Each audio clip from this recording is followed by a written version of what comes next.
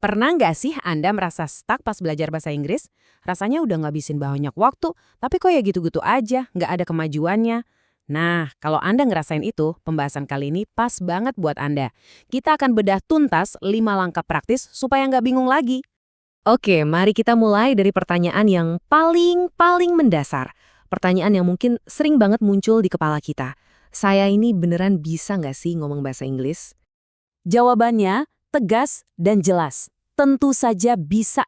Gini deh, kita harus ingat, tujuan utama dari sebuah bahasa itu bukan soal grammar yang sempurna banget, tapi gimana caranya pesan kita nyampe. Selama lawan bicara kita ngerti maksudnya, ya itu udah berhasil namanya. Nah, ini dia peta jalan kita. Kita akan bahas mulai dari mana, terus 4 fondasi penting yang harus disiapin, baru setelah itu kita masuk ke langkah praktisnya. Kuasai kosakata, bangun kalimat, dan yang paling penting, gimana caranya biar konsisten. Yuk kita mulai aja langsung. Pertanyaan sejuta umat ya kan? Mulai dari mana? Seringkali yang paling susah itu justru langkah pertamanya. Makanya sebelum kita loncat ke teknik-teknik belajar, kita harus bangun dulu fondasi yang kuat. Biar perjalanan belajar kita ini kokoh dan gak gampang goyah di tengah jalan. Ada 4 pilar utama nih. Pertama, niat. Ini why-nya Anda. Alasan kuat yang jadi bahan bakar pas lagi males. Kedua, mentor. Butuh banget orang yang bisa ngarahin dan ngebenerin kalau salah. Ketiga, lingkungan. Ciptakan suasana yang Inggris banget di sekitar Anda. Dan terakhir, partner. Teman buat praktek karena bahasa itu kan buat komunikasi ya harus dipakai ngobrol. Oke, fondasinya udah siap. Sekarang kita masuk ke langkah praktis yang pertama. Kita akan mulai dari unit paling kecil, paling dasar dari sebuah bahasa, yaitu kosakata. Coba deh bayangin, kosakata itu kayak satu keping dalog Lego. Kata atau word ini adalah unit paling dasar yang nanti akan kita pakai untuk ngebangun semuanya. Nah, dari satu keping Lego tadi, kita gabungin beberapa. Jadilah sebuah frasa. Ini belum jadi kalimat yang utuh ya, tapi udah punya makna sendiri. Contohnya, my book, artinya buku saya. Sekarang kita naik level. Frasa yang tadi kita kembangin jadi klausa. Caranya, dengan nambahin sebuah aksi atau kondisi. Misalnya nih, my book is new. Sekarang dia udah punya subjek dan kata kerja. Udah mulai kelihatan bentuknya kan? Dan akhirnya semua kepingan Lego tadi udah tersusun rapi jadi satu bangunan utuh. Atau dalam bahasa, jadilah sebuah kalimat. Inilah tujuan kita, bisa menyampaikan satu gagasan secara lengkap dan utuh. Nah, yang ini penting banget. Anggap aja ini contekan atau cheat sheet buat Anda. Setiap kata dalam bahasa Inggris, tanpa terkecuali, pasti masuk ke salah satu dari 8 kategori ini. Kenapa ini penting? Soalnya kalau kita kenal jenis katanya, kita jadi lebih gampang buat nyusunnya jadi kalimat yang benar. Oke, kita udah punya kepingan Legonya alias kosakata. Sekarang, gimana cara ngerangkainya jadi kalimat yang punya arti? Nah, kita masuk ke langkah 2-4.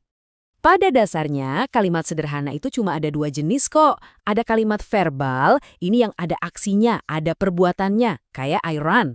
Satunya lagi kalimat nonverbal, yang isinya cuma ngejelasin keadaan atau status. Misalnya, I am happy. Gampang kan?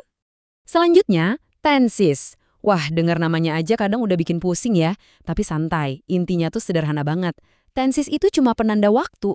Fungsinya cuma buat ngasih tahu kejadiannya tuh kapan sih? Kemarin, sekarang, atau besok. Udah, itu aja. Konon katanya total ada 16 tenses dalam bahasa Inggris. Yap, 16. Angka segini aja kadang udah cukup bikin banyak orang nyerah bahkan sebelum mulai mencoba. Tapi ini dia kabar baiknya. Anda nggak perlu pusing-pusing nguasain semuanya. Buat percakapan sehari-hari supaya bisa lancar ngobrol, fokus aja ke 12 tenses yang paling umum dipakai. Nah, targetnya jadi lebih realistis dan nggak bikin ngeri kan? Terakhir, soal sudut pandang. Di kalimat aktif atau active voice, si subjek yang jadi jagoannya. Dia yang beraksi. Contoh, Jerry menabrak lampu. Nah, kalau di kalimat pasif atau passive voice, fokusnya pindah ke objek yang kena aksi. Jadinya, lampu itu ditabrak oleh Jerry. Dua-duanya benar, cuma beda penekanannya aja. Oke, teorinya udah dapat semua. Senjatanya udah kita kumpulin. Sekarang kita masuk ke langkah kelima. Langkah pamungkas yang bakal mengubah semua pengetahuan tadi jadi sebuah keahlian. Apa itu? Konsistensi. Kita semua pasti tahu pepatah ini. Tapi intinya bukan ngejar kesempurnaan, tapi soal pembiasaan. Latihan yang konsisten itu ibaratnya kita lagi ngebangun otot bahasa kita. Lama-lama ototnya jadi kuat secara otomatis, nggak perlu mikir lagi. Terus gimana caranya biar konsisten? Kuncinya adalah integrasi.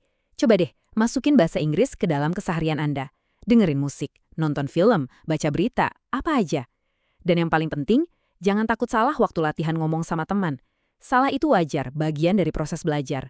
Jadi dari semua fondasi dan langkah-langkah yang udah kita bahas, apa sih satu pesan terpenting yang harus Anda ingat dan pegang terus? Tolong ingat ini baik-baik ya. Belajar bahasa itu bukan lari sprint, tapi lari maraton. Ini adalah sebuah proses yang butuh waktu, butuh energi, dan yang paling utama, butuh konsistensi.